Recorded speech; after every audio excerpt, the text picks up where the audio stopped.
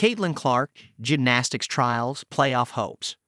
What created the rise in Minneapolis tourism in 2024? Charles Barkley had a confession to make on national television. I have not been to Minnesota in probably 20 years, he told Anthony Edwards after the Minnesota Timberwolves clinched a spot in the NBA's Western Conference Finals earlier this year. Edwards' off-the-cuff reply was curt, quotable, and an instant hit with pretty much everyone. Bring ass. Barkley, a former NBA player and TNT sports analyst, seemed to be a rarity in 2024, someone who didn't really seem to want to come to Minnesota's largest city, but showed up anyway. Minneapolis boasted more visitors in 2024, as measured by hotel rooms sold, than in any year since 2019. Hotels both big and small sold more than 2 million rooms this year, according to Meet Minneapolis, the city's Convention and Visitors Association.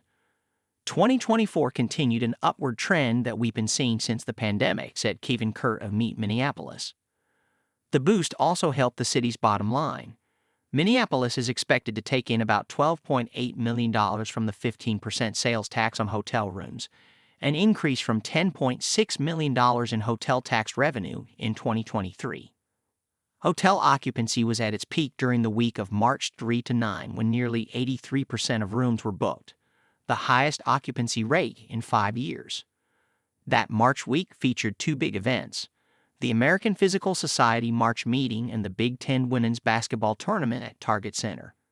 Local hotels sold 59,590 rooms that week. The basketball tourney featured Caitlin Clark, AP Female Athlete of the Year, a sharpshooting point guard with the WNBA's Indiana Fever, who played for Iowa at the time. She helped bring a lot of Iowa fans to Minneapolis, Kurt said. And hey, we'll take people from anywhere. Clark was far from the only female athlete to draw people to Minneapolis. Simone Biles and Street Paul's Suni Lee attracted crowds for the U.S. Olympics team trials. Nafisa Collier led the Minnesota Lynx to the WNBA Finals, and Minnesota's Jessie Diggins participated in the Stifel Loppet Cup at Theodore Wirth Park, just north of downtown. While the Lynx occasionally filled Target Center and about 40,000 ski fanatics showed up for the Loppet, women's gymnastics was by far the biggest draw, attracting about 200,000 people to Target Center and downtown Minneapolis for what promoters dubbed Gymnastics City USA. It showed we could do big events well, Kurt said. Sports was far from the only draw. The most popular special events were the Twin Cities Auto Show, 49,500, Minneapolis Home and Garden Show, 36,415, Twin Cities Con, 35,110, Minneapolis Boat Show, 26,130, and the Ultimate RV Show, 21,840. Big conventions also boosted hotel occupancy rates and sales at local restaurants. The biggest in 2024, Herbalife International of America, 18,000. American Physical Society, 12,785. Minnesota Music Educators Association, 12,600. American Public Health Association, 10,450. American Clean Power Association, 7,440, and Gala Choruses, 7,000. With the decline of people working in downtown offices, many businesses are more reliant on sales from out-of-town visitors. Candyland, a local seller of popcorn and chocolates, has been tucked into a small retail space next to the Dayton's parking ramp on 7th Street since 1985. Owner Brenda Lamb says sales popped up in 2024.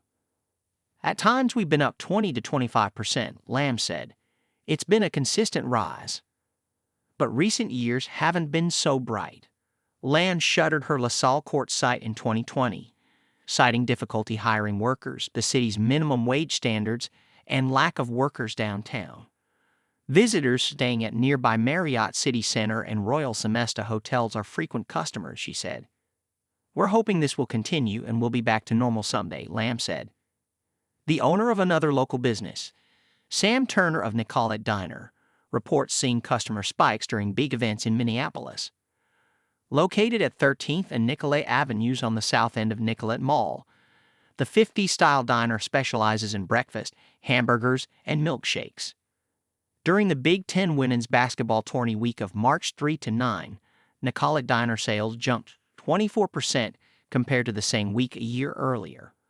But overall, sales slumped by 13% in 2024. This is the first year sales haven't grown, Turner said. It's because there are no downtown workers.